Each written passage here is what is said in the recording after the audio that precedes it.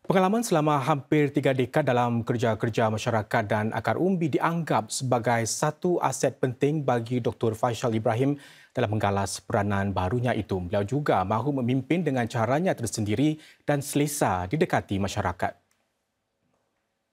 Apabila mereka rasa keselesaan ini, mereka tak segan silu untuk berkongsilah tentang apakah isu-isu yang mereka mahu kita terapkan atau lakukan.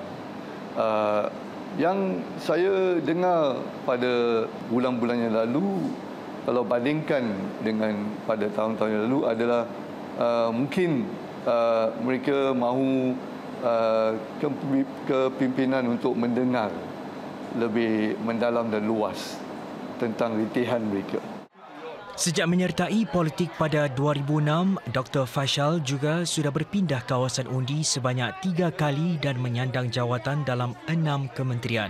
Ini memberinya peluang untuk mendampingi pelbagai lapisan masyarakat dan memahami isu-isu penduduk dengan lebih menyeluruh. Dr. Faisal turut percaya setiap pemimpin ada cara mereka tersendiri dan kekuatan masing-masing. Bagi dirinya, beliau lebih selesa mendampingi masyarakat dan menjadi dirinya sendiri apabila bersama mereka. Satu prinsip yang saya pegang paling kuat dalam kehidupan saya, be yourself. Saya adalah Faisal dan itulah Faisal. Jadi ini pada pendapat saya satu aspek yang